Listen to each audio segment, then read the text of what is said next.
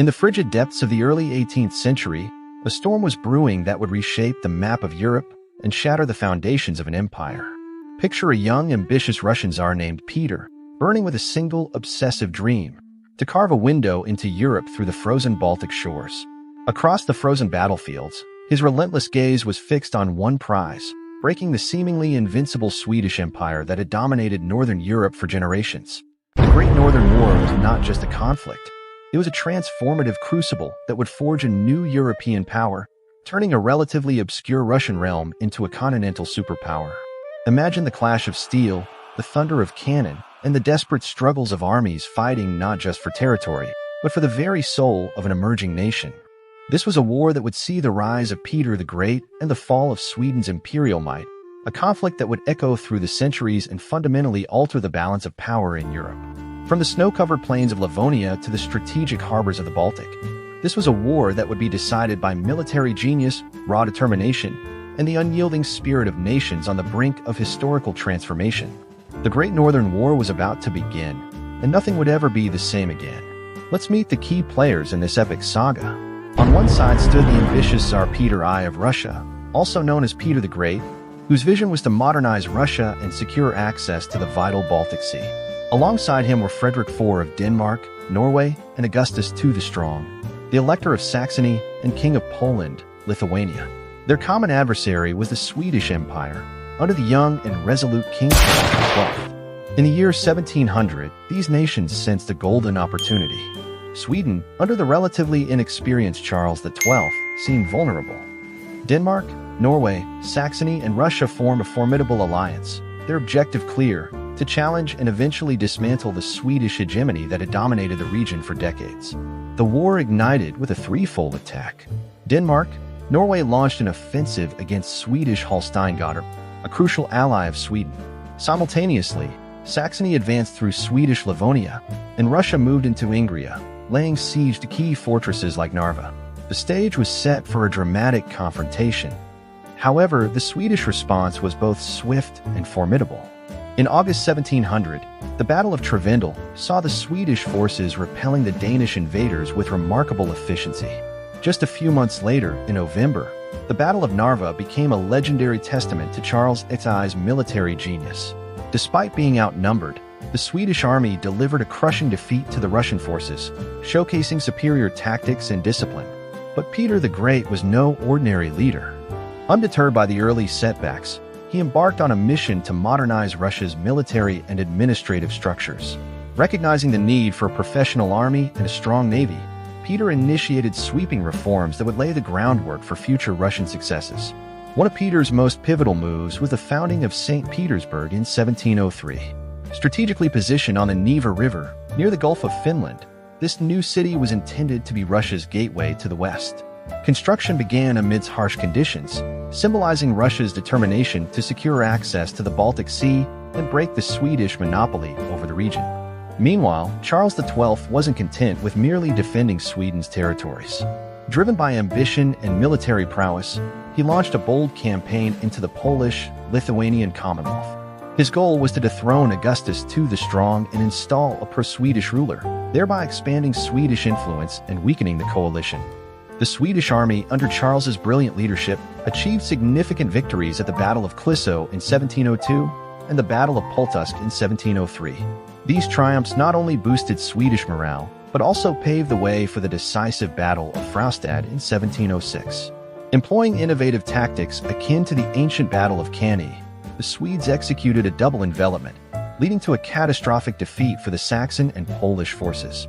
The Treaty of Altenstadt in 1706 forced Augustus II to renounce his claims to the Polish throne, solidifying Swedish dominance in the region, at least temporarily.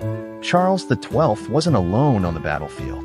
His close friends and capable commanders Carl Gustav Renskild, Magnus Stenbock, and Adam Ludwig Lewenhaupt played crucial roles in orchestrating Sweden's early successes.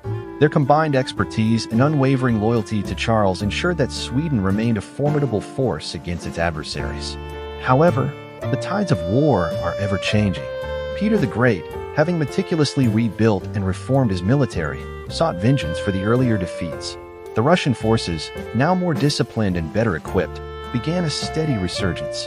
By 1709, the stage was set for the pivotal Battle of Poltava, a confrontation that would determine the fate of the Swedish Empire and reshape the balance of power in Europe. Poltava was more than just a battle. It was a decisive clash that would echo through history. In June 1709, the Swedish army faced the formidable Russian forces in what would become one of the most significant battles of the Great Northern War. The Swedish troops, though valiant and disciplined, were outnumbered and outmaneuvered by Peter's larger and better prepared army. The harsh Russian winter and effective use of scorched earth tactics further crippled the Swedish forces, leading to a catastrophic defeat for Charles XII. Defeated and desperate, Charles XII fled to the Ottoman Empire, seeking refuge in the town of Bender, present-day Moldova.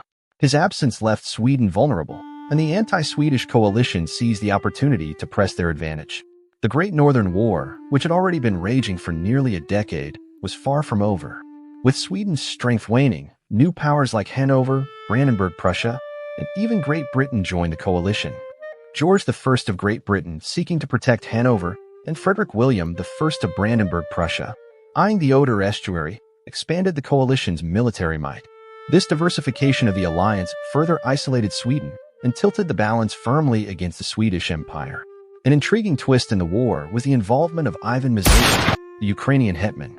Initially allied with Russia, Mazepa defected to Charles XII in 1708, hoping to leverage Swedish support for Ukrainian autonomy.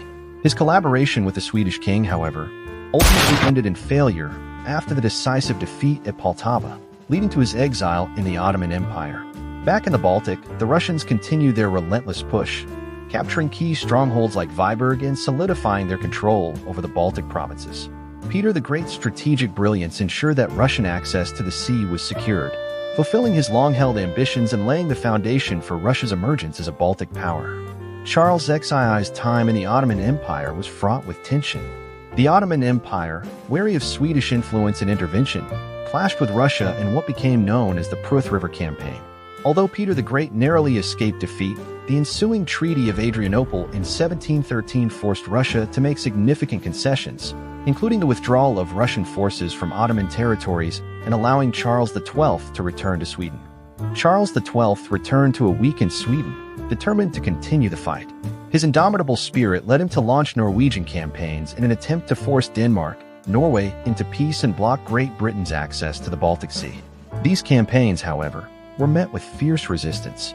In a dramatic turn of events, Charles XII was killed during the siege of Fredrikstad in 1718, ending his relentless pursuit of victory. With Charles XII's death, Sweden's era of absolute monarchy gave way to the Age of Liberty. Ulrika Eleonora ascended to the throne, and Sweden began transitioning towards a more parliamentary system. This shift marked a significant transformation in Sweden's political landscape, moving away from the centralized power of the monarchy to a more democratic form of governance. The final years of the war saw the coalition members, Russia, Denmark, Norway, Brandenburg-Prussia, and Great Britain, partitioning Sweden's vast dominions. Territories like Estonia, Livonia, and Ingria fell into Russian hands, while others were divided among Denmark, Norway, and Brandenburg-Prussia. This redrawing of borders effectively dismantled the Swedish Empire and redistributed its territories among the rising powers. Peace was eventually brokered through a series of treaties. The Treaties of Stockholm in 1719 and 1720, the Treaty of Frederiksborg in 1720, and the final Treaty of Nystad in 1721 officially ended the Great Northern War. These treaties not only marked the end of hostilities, but also solidified the new power dynamics in Northern Europe. Sweden ceded significant territories, effectively ending its status as a major European power. Russia emerged from the Great Northern War as the dominant power in the Baltic region and a new major force in European politics. Peter the Great's vision had come to fruition, transforming Russia into a formidable empire with access to the seas it had long coveted. The establishment of St. Petersburg as the new capital symbolized Russia's emergence on the global stage. But the war left deep scars across the region. Finland, caught in the crossfire, endured the brutal occupation period known as the Great Wrath. Devastation and suffering were widespread, with plagues and warfare decimating the population and infrastructure. The human cost of the war was immense, leaving lasting wounds in the affected areas. The Great Northern War was not just a series of battles and treaties. It was a pivotal moment that reshaped nations, altered leadership, and redefined power structures in Europe. The The decline of Sweden and the rise of Russia set the stage for future conflicts and the ever-evolving dynamics of European politics. Today, the legacy of the Great Northern War lives on in the cities, borders, and political landscapes of Northern Europe. Peter the Great's vision of a metropolis built from battle ashes into a symbol of Russian might and culture lives on in St. Petersburg. Its grand architecture and strategic significance remind us of the war's lasting impact. When we look back on the Great Northern War, we see how a single struggle may change the course of history, altering countries and destiny for generations to come. The war's complicated network of alliances, conflicts, and political maneuvering serves as a stark reminder of the complexity of power and the fluidity of geopolitical landscapes. Thank you for joining us on this historical journey through the Great Northern War. If you found this exploration insightful, be sure to like, subscribe, and hit the notification bell for more deep dives into the events that have shaped our world. Until next time, keep exploring history and uncovering the stories that have forged our present.